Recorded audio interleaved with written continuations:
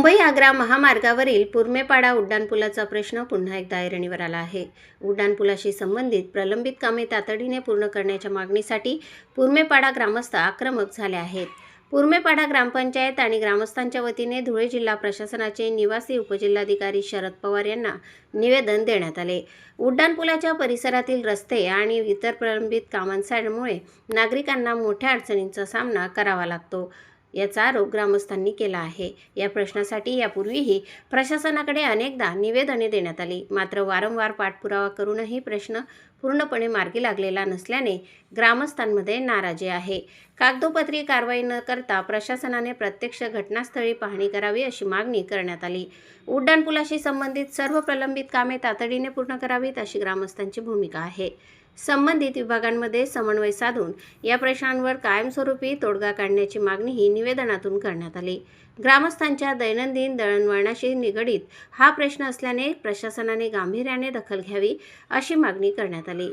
निवेदन देताना भटू अप्पा गवळी, चिमनसिंग कछवा यांच्यासह ग्रामस्थ उपस्थित होते। संभाजी ब्रिगेडचे तालुकाध्यक्ष नितीन पाटील आणि तालुका सचिव कैलास देसले यांच्यासह पदाधिकारीही उपस्थित होते। दिनकर जाधव, संजय सूर्यवंशी, भूषण मराठे, केशव जाधव यांच्यासह अनेक ग्रामस्थांनी सहभाग घेतला। यावेळी ग्रामस्थांनी आपल्या मागण्यांच्या समर्थनार्थ जोरदार घोषणाबाजी केली। प्रशासनाने तातडीने सकारात्मक निर्णय घ्यावा अशी भूमिका ग्रामस्थांनी मांडली आहे। प्रलंबित प्रश्नांकडे प्रशासनाचे लक्ष वेधण्यासाठी हे निवेदन देण्यात आले।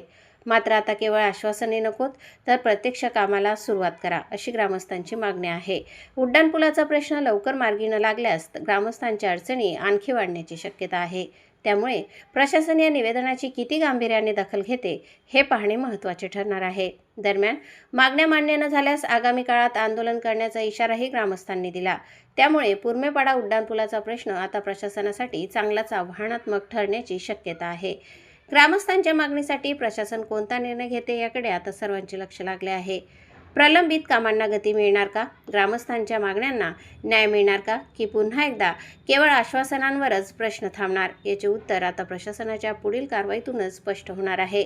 पुरमेपाडा ग्रामस्थांनी मात्र आपली भूमिका स्पष्ट केली आहे। प्रश्न सुटेपर्यंत पाठपुरावा सुरूच ठेवण्याचा निर्धार ग्रामस्थांनी व्यक्त केला आणि गरज पडल्यास आंदोलनाचा मार्गही स्वीकारण्याचा इशारा देण्यात आला आहे। त्यामुळे मुंबई आग्रा महामार्गावरील पुरमेपाडा उड्डाणपुलाचा प्रश्न आता पुन्हा चर्चेत आला आहे।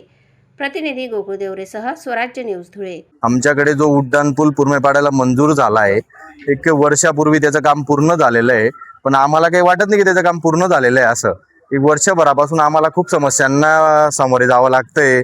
आम्हाला सर्व्हिस रस्ता व्यवस्थित नाहीये, आमच्या गावाच्या आजूबाजूला लाईट नाहीये, आमच्या ज्या शेताच्या वहिवाट होत्या त्या सगळ्या त्यांनी बंद करून टाकलेल्या आहेत। तर आमचं एक म्हणणं आहे प्रशासनाला की आमच्याकडे लक्ष देऊन ह्या ज्या गोष्टी आहे या ठेकेदाराला, कॉन्ट्रॅक्टरला बोलवून तुम्ही व्यवस्थित करून द्यावा। हो, यासाठी आम्ही आज कलेक्टर ऑफिसला आलेलो होतो। सगळ्यात महत्त्वाचं, आम्ही वारंवार ठेकेदाराला फोन लावूनही ठेकेदार आमचे फोन उचलत नाही। आमच्या कसं असतं, एकदा पूल मंजूर झाला ना तर त्याचं काम कलेक्टर ऑफिस प्रशासनाकडे असतं की याचं आपण कसं हे करू बा, पण त्या कोणत्याच गोष्टी होत नाहीत। वर्षभरापासून कॉन्ट्रॅक्टर तिथं पोहोचला नाही।